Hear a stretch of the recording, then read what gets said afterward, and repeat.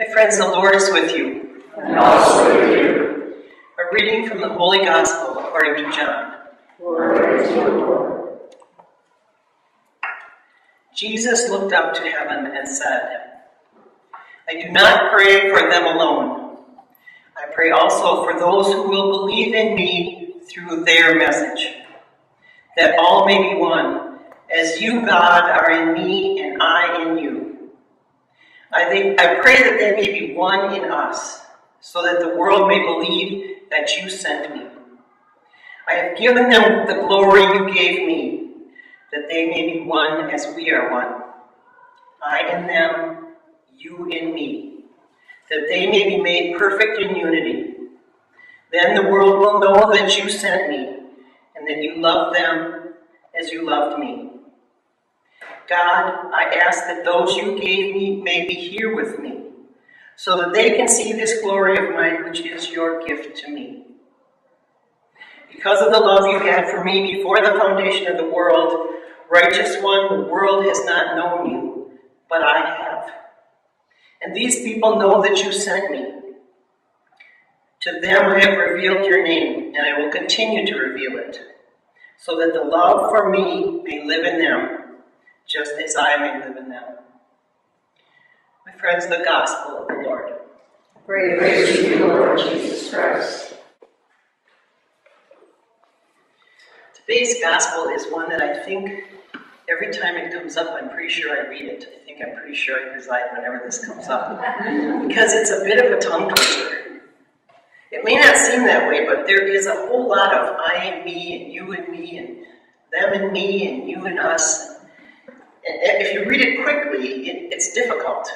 So that's why I read it slowly. But that being said, it's the perfect gospel. It's a perfect message for today. Because after looking at this and praying the Lord and highlighting it and thinking about it, because every time I read it, it confuses me a little bit, I've come up with something. And I want to read something that is in the other lectionary, the Roman lectionary, that is differently worded in ours. And it's this.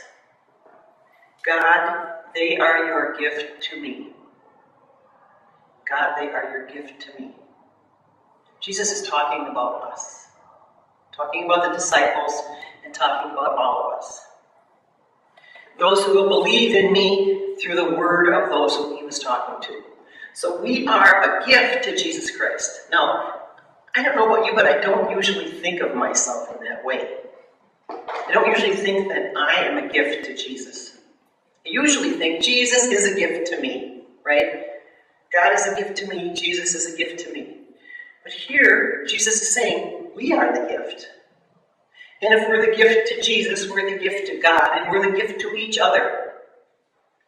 So, in a way, John, we often say, and Marty often says that John had to be smoking something when he wrote this. The kids aren't in here, I can't say that.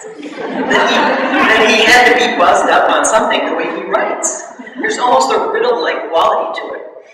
But in truth, this gospel is the ultimate symbol, the ultimate icon of unity, which is something that, in my estimation, we all need. We need it here in our families, we need it here in our house, we need it here in our church, we need it in our synod, we need it in our national church, we need it in the church at large, and we need it in our nation, and God knows we need it in the world. Unity. And here in this reading, where John kind of twists my tongue and says, I and them, and they and me and you, and this is where he is telling us, Jesus is telling us, we're all in this together. God is in us. We're with God. Jesus. This is the ultimate gospel telling us and describing Trinitarian love.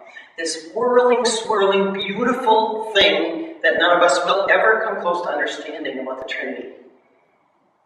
God gave us his only begotten Son, and proceeding, the Holy Spirit, all these things that for millennia people have been trying to put together and understand, and none of us ever will. But the bottom line is the Trinity and the love for God in the three persons of God Creator, Redeemer, and Spirit, is the ultimate icon for how to love each other. Now, that kind of unity is something that most likely we will not achieve here on earth. We will not achieve perfect love for each other or for God in any of the three persons. But we sure can try. And we can understand that we are a gift. We are a gift to Jesus Christ. That to me is a profound statement. When we think about unity, when we think about being together, one voice, it's not always easy. We had a synod today, and we sat down and we discussed, and then we discussed some more, and we discussed a little more. And the funny thing, we didn't all think the same thing. We didn't all say the same thing. And yet, we came unified, and we had a vote, and we produced a wonderful outcome, and we're all happy. So, how does this occur? How do we stay unified? How does one be open-minded and congenial and kind and loving, as well as steadfast to the truths that they know? You know, I suppose all of us have a non-negotiable thing, right? Some things that we just won't do, or we just won't say, or some lines we just won't cross. So, how do we stand our ground in this political season, which I really don't even want to go into, but just for a minute? How do we maintain our steadfast, faithful truths that are important to us, and yet remain open-minded and open to our brothers and sisters? Because each one of us is a gift. So how do we do that? I think this gospel today is the perfect instruction for that. The only way I can see that we can remain steadfast in our beliefs and our truths and the things that are important to us, and yet still be open-minded and kind and loving to each other, is through love. Without love, we can't do any of those things. And let's face it, sometimes we don't always feel like loving. Sometimes it's just not. Sometimes it's a battle, right? Sometimes we just have to kind of squabble over things. But the bottom line is, in this reading, John tells us, we're a gift to God, we're a gift to Jesus Christ, we are a gift to each other. We are all one. We are all part of this creation. So it is in love of God, however you want to frame it for your own self, if it's through the love of God and Jesus Christ, through the love of the church, through the love of my parents, through the love of my spouse, through the love of my children, I'm going to do this. And yet maintaining those things that sometimes are non-negotiable. I think this reading, if we read it and we pray about this reading kind of tells us the only way that we can really navigate all these things, all these issues, all these problems, because not all of us think alike. The way that we stay unified is through the love of God, through the love of Jesus Christ, through the love of each other. That's the recipe. That's the way we can be steadfast in our beliefs and open-minded toward one another through love.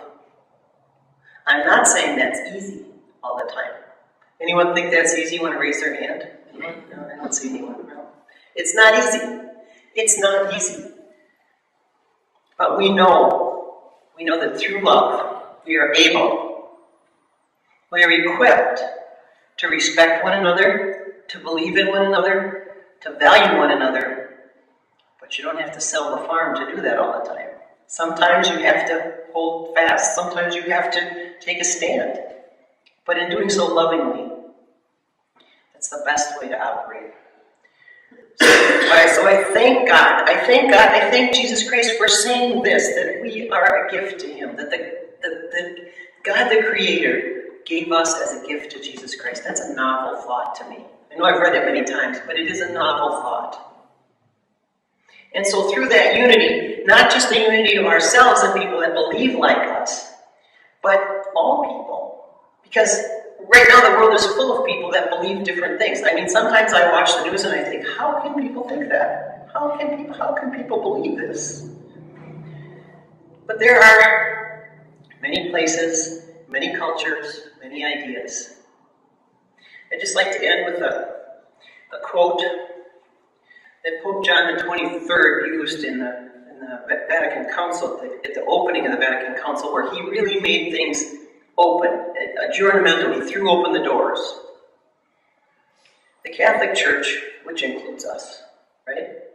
The Catholic Church considers it her duty to work actively so there may be fulfilled the great mystery of unity which Jesus Christ invoked with fervent prayer from God the Creator on the eve of his sacrifice.